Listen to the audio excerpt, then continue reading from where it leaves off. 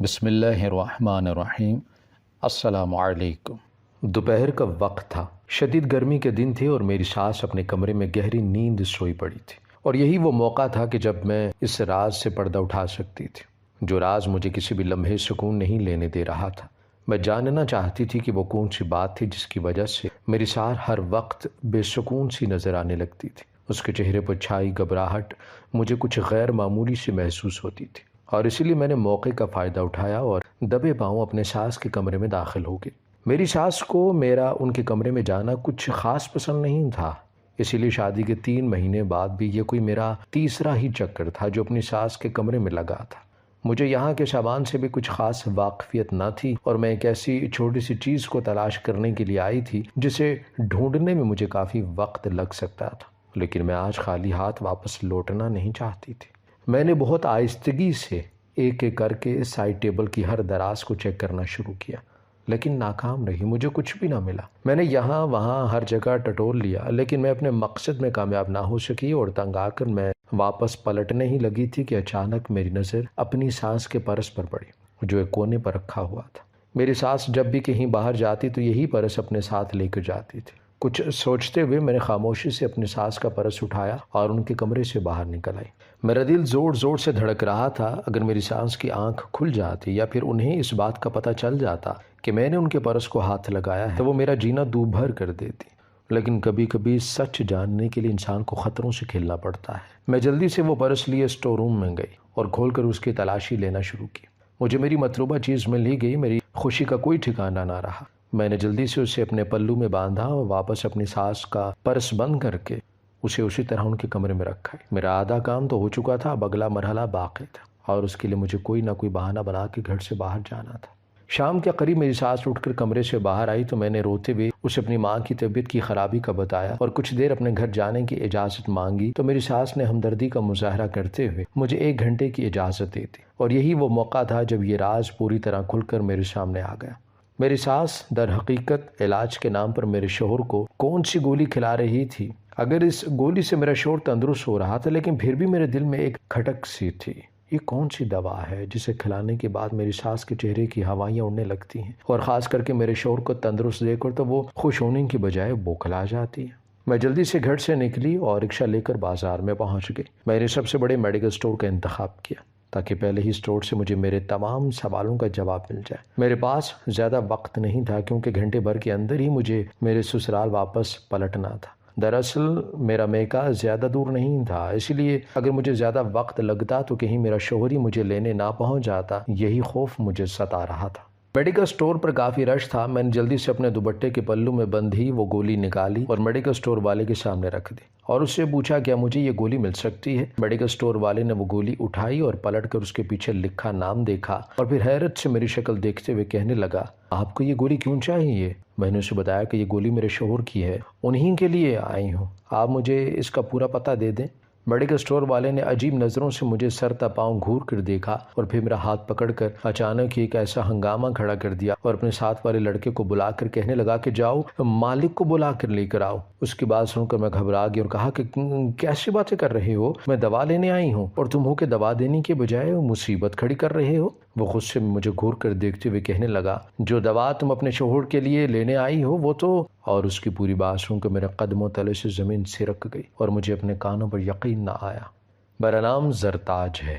میرا تعلق ایک غریب گھرانے سے تھا، لیکن قسمت نے مجھے ایک امیر خاندان سے جوڑ دیا اور میری شادی ایک کاروباری آدمی سے ہو گئی۔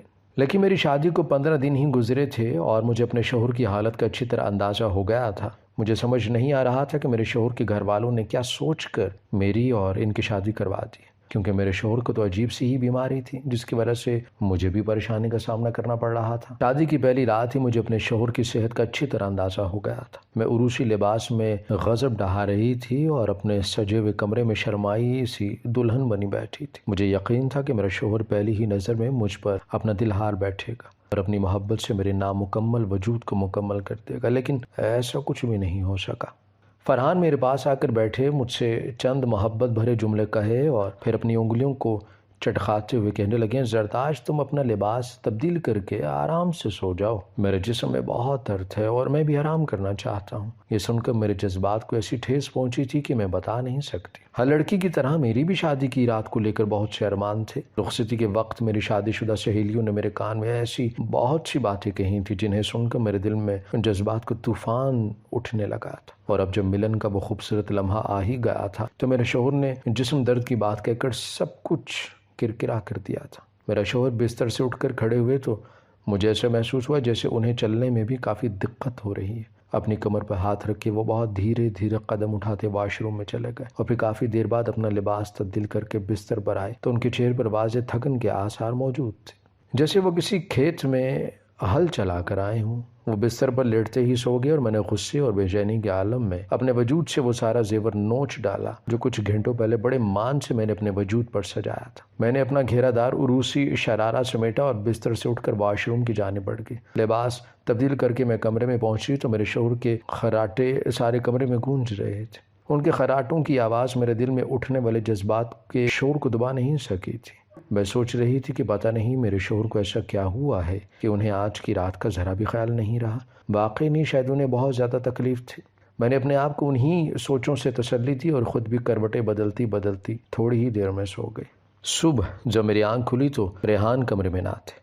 میں جلدی سے اٹھی اور تیار ہو کر کمرے سے نکلی تو میری ساس نے مجھے عجیب نظروں سے دیکھا تھا، جیسے کچھ جانچنے کی کوشش کر رہی ہوں، اور پھر انہوں نے مجھ سے ایک ایسا سوال پوچھ لیا جسے سن کر میں شرم سے پانی پانی ہو گئی۔ شادی کے اگلے ہی دن کوئی ساس اپنی بہو سے کیا ایسے سوال کر سکتی ہے؟ میں نے گھبرا کر نظریں جھکا لی تھی اور بہت جھجکتے ہوئے ان کے سوال کا جواب دیا۔ میرا جواب پا کر میری ساس نے سر تپاؤں میرا جائزہ لیا اور کہنے لگیں، تمہارے شوہر کی طبیعت ٹھیک نہیں ہے، تمہیں اس کا خیال رکھنا چاہیے۔ اچھا ہوا کہ تم دونوں کے درمیان کوئی تعلق نہیں بنا، کیونکہ فی الحال اسے آرام کی ضرورت ہے۔ پتہ نہیں کس کی کالی نظر میرے بیٹے کو کھا گئی ہے۔ بے ساختہ ہی میں نے اپنی ساس سے پوچھ لیا کہ ریحان کو کیا ہوا ہے۔ میری بات پر تو انہوں نے عجیب سا ہنگامہ کھڑا کر دیا اور کہنے لگیں، کیسی عورت ہو، شادی کی ایک رات گزر گئی اور تمہیں اپنے شوہر کی خراب طبیعت کا علم بھی نہیں؟ تمہارے شوہر کو ہڈیوں میں درد ہے اور اسے چلنا پھرنا بھی محال ہے۔ عجیب ہی صورت ہو تم بھائی۔ میں تو یہ سوچ کر تمہیں رخصت کروا کر لائی تھی کہ تم میرے بیٹے کا خیال رکھو گی، لیکن تمہیں تو اس کی پرواہ ہی نہیں ہے۔ وہ اور بھی بہت کچھ کہہ رہی تھی اور میں ہکا بکا انہیں دیکھ رہی تھی۔ میں ایک رات کی دلہن تھی اور میرے شوہر نے مجھے زیادہ کچھ بھی نہیں بتایا تھا۔ میں نے یہ ضرور محسوس کیا تھا انہیں چلنے میں مشکل پیش آ رہی ہے، لیکن ایک ہی رات میں مجھے کیسے ان کی کسی بیماری کا پتہ چل سکتا تھا، اور اگر وہ اتنے ہی بیمار تھے تو ان کی شادی کیوں کروائی گئی تھی؟ یہ سب سوچ کر میری آنکھوں سے آنسو آنے لگ گئے تھے، جبکہ میری ساس اپنے دل کی بھڑاس نکال کر اپنے کمرے میں جا چکی تھی۔ میں اپنی جگہ سن کھڑی تھی کہ جب ہی میرا شوہر بڑی مشکل سے چلتے ہوئے گھر میں داخل ہوئے اور میرے پاس آ کر کہنے لگے، تم یہاں کیوں کھڑی ہو زرداج؟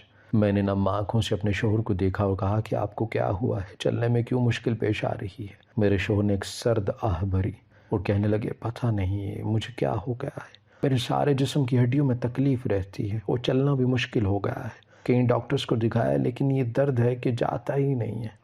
میرا دل تو چاہ رہا تھا کہ اپنے شوہر سے پوچھوں، اگر آپ اتنے ہی بیمار تھے تو مجھ سے شادی کر کے میری زندگی کیوں خراب کی ہے، لیکن مجھ میں اتنی ہمت نہیں تھی کہ میں ایک غریب گھرانے سے تعلق رکھتی تھی اور میری اماں نے بغیر جہیز کے مجھے رخصت کر دیا تھا۔ ہمارے گھر تو کسی کا رشتہ آنا بھی بہت مشکل تھا، ایسے میں ریحان کا رشتہ میری ماں کا بہت غنیمت لگا تھا۔ دیکھنے میں ریحان اچھے خاصے خوش شکل تھے اور ان کی اماں ان کی کسی بیماری کا کوئی ذکر تک نہیں کیا تھا، نہ ہی شادی کے وقت ہمیں ایسی کوئی بیماری کا احساس ہوا تھا۔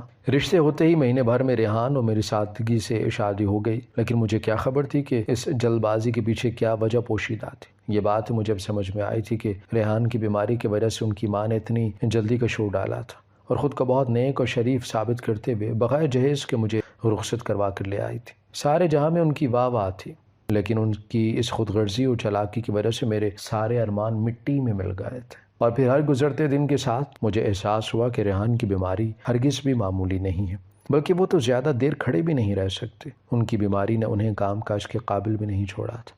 ان کا چھوٹا بھائی پورا کاروبار سنبھال رہا تھا، وہی گھر کا ذمہ دار تھا۔ ریحان تو سارا وقت بستر پر پڑے رہا کرتے یا پھر تھوڑا بہت گھر سے اندر باہر ہو جاتے، اور اس میں ہی ان کا سانس بری طرح پھولنے لگتا اور وہ پھر تھکن سے چور نظر آتے۔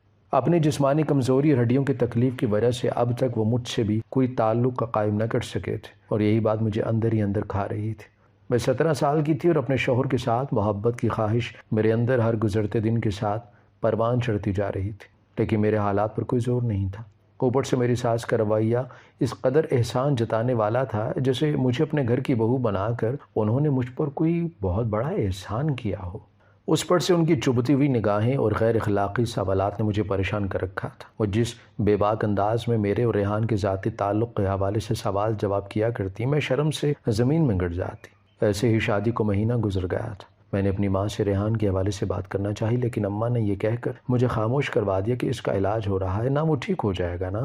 اماں نے مجھے سختی سے کہہ دیا تھا کہ اپنی بھابھی کے سامنے کسی قسم کی کوئی بات نہ کرنا، وہ 2 کی 4 کر کے سارے محلے کو بتاتی، ایسا نہ ہو کہ اس کی وجہ سے تیرا بسا بسایا گھر ہی اجڑ جائے۔ بس تو سورہ رحمان پڑھ کر پانی پر پھونک کر اپنے شوہر کو بلا دیا کر، کیونکہ اللہ ہی سب سے بہتر کرنے والا ہے۔ اماں کی باتوں نے مجھے مزید پریشان کر دیا تھا۔ وہ کس گھر کی بات کر رہی تھی؟ میرا گھر تو ابھی تک بس ہی نہیں سکا تھا۔ میں تو جب سے شادی ہو کر گئی تھی اپنے شوہر کی خدمتوں میں مصروف تھی، مجھے تو کوئی امید کی کرن بھی دکھائی نہیں دے رہی تھی۔ میرے شوہر کا کام کاج کے قابل بھی نہیں تھا، وہ میرا بوجھ کیا اٹھاتا۔ اوپر سے ساس کا رویہ بھی میرا دل دہلانے کے لیے کافی تھا۔ پھر بھی میں نے سورہ رحمان کا پانی اپنے شوہر کو پلانا شروع کر دیا تھا، کیونکہ مجھے اب صرف خدا کی ذات سے ہی امید تھی۔ اور پھر ایک عجیب سی بات ہوئی، اور ایک رات میری ساس کھانے کے وقت ہمارے کمرے میں چلی آئی۔ اس سے پہلے وہ آج تک کمرے میں کبھی بھی نہیں آئی تھی۔ ریحان اور میں کمرے میں ہی کھانا کھاتے تھے، ان کی اتنی بھی ہمت نہیں تھی کہ وہ ڈائننگ ٹیبل پر زیادہ دیر بیٹھ کر کھانا کھا سکتے۔ ہم دونوں بیٹھے رات کا کھانا ہی کھا رہے تھے جب میری ساس کمرے میں آئی اور ہمارے ساتھ ہی بیٹھ گئی اور بہت محبت سے باتیں کرنے لگی۔ میں نے ان کو اتنی محبت سے بات کرتے ہوئے نہیں دیکھا تھا، اسی لیے میں کچھ پریشان بھی ہو گئی تھی۔ کھانے کے فوراً بعد ہی انہوں نے ایک گولی نکال کر ریحان کو دی اور کہنے لگیں کہ اسے کھا لو، اس سے تمہاری طبیعت بہتر ہو جائے گی۔ میں نے کسی ڈاکٹر سے کہہ کر خاص یہ دوا تمہارے لیے منگوائی ہے۔ ریحان نے محبت بھری نظروں سے اپنی ماں کو دیکھا اور بنا کوئی سوال کیے وہ گولی خاموشی سے کھا لی۔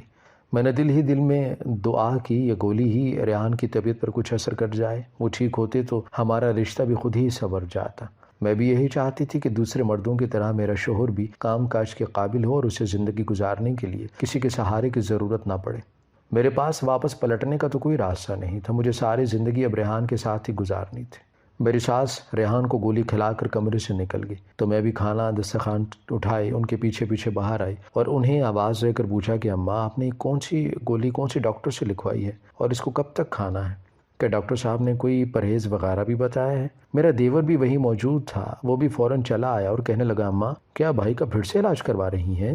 ہم دونوں کے سوالوں پر میری ساس کے چہرے کا رنگ اچانک ہی اڑ گیا تھا اور وہ کچھ گھبرا سے گئی اور کہنے لگیں کہ نہیں کچھ خاص نہیں، بس میری دوست نے کسی دور دراز کے ڈاکٹر کو بتایا تھا تو میں نے اس سے ہی کہہ کر دوا لکھوا لی ہے، جہاں اتنے ڈاکٹر سے علاج کروا لیا ہے وہاں ایک اور کو بھی آزما کر دیکھ لیتے ہیں۔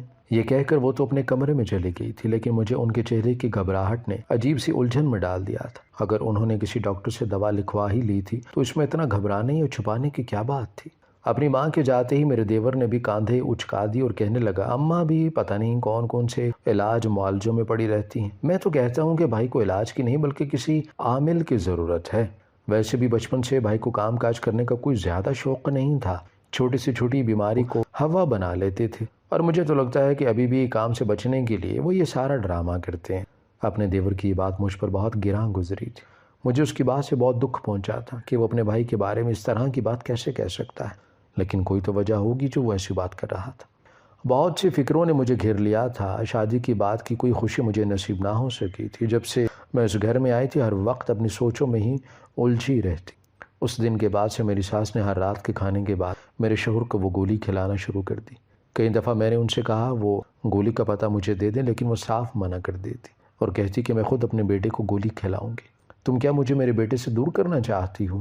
ان کی ایسی کڑوی باتوں پر میں مجبور خاموش ہو جاتی، جبکہ میں تو یہی چاہتی تھی کہ میں اپنے شوہر کے علاج سے باخبر رہوں اور کبھی میری ساس بھول جائیں تو خود وقت پر انہیں دوا دے دوں، لیکن نہ ہی کبھی میری ساس بھولی تھی اور نہ ہی کبھی انہوں نے دوا کا وہ پتہ میرے ہاتھ میں دیا تھا۔ اور پھر حیرت کی بات یہ ہوئی کہ کچھ ہی دنوں میں میرے شوہر کی صحت پر واضح فرق پڑنا شروع ہو گیا، ان کی ہڈیوں کا درد بھی بہت حد تک کم ہو گیا تھا اور وہ پہلے سے کافی تندرست نظر آنے لگے تھے، لیکن پتہ نہیں کیا بات تھی کہ جیسے جیسے میرے شوہر ٹھیک ہو رہے تھے ان کی ماں کے چہرے کا رنگ اڑتا ہی چلا جا رہا تھا، ہر وقت یہاں سے وہاں گھبرائی سی پھرتی، ایسا لگتا تھا کہ جیسے انہیں کوئی بے چینی ہو یا پھر کوئی پریشانی، جبکہ میرے لیے تو بہت ہی خوشی کی بات تھی یہ۔ ہر گزرتے دن کے ساتھ مجھے محسوس ہونے لگا جیسے میری ساس کچھ ناخوش سی ہوں۔ جب بھی میرے شوہر کو اپنے پیروں پر ٹھیک طرح سے چلتے پھرتا دیکھتی تو ان کے چہرے پر عجیب سی ناگواری کے تاثرات نظر آتے اور پھر ایک دن میرے شوہر نے اپنے چھوٹے بھائی سے کہا کہ وہ آج دفتر جانا چاہتے ہیں۔ یہ سن کر نہ صرف ان کا چھوٹا بھائی حیران ہوا بلکہ میری ساس کے چہرے کا رنگ بھی تبدیل ہو گیا، اور وہ کہنے لگیں کہ ریحان اتنی بھی کیا جلدی ہے، کچھ دن اور آرام کر لو۔ مگر اس دن میرے شوہر زبردستی دفتر چلے گئے اور آدھے دن بعد لوٹ کر آئے، لیکن ان کے چہرے پر پھر بھی تھکن کے آثار نہیں تھے۔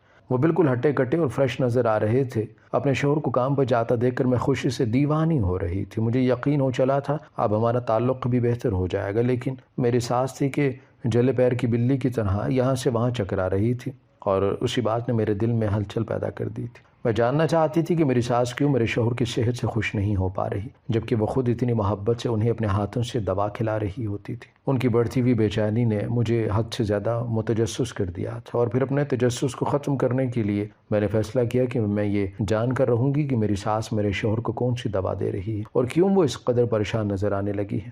اور پھر ایک دن موقع دیکھ کر میں نے ان کے کمرے سے وہ گولی حاصل کر ہی لی جو وہ روزانہ میرے شوہر کو رات کے کھانے کے ساتھ کھلایا کرتی تھی۔ مجھے لگا تھا کہ وہ دوا لے کر میڈیکل سٹور جاؤں گی تو مجھے اس دوا کے بارے میں پتہ چل جائے گا اور میں مزید دوا خرید کر بھی لے آؤں گی، لیکن مجھے کیا معلوم تھا کہ وہاں جا کر مجھ پر آسمان ٹوٹ پڑے گا۔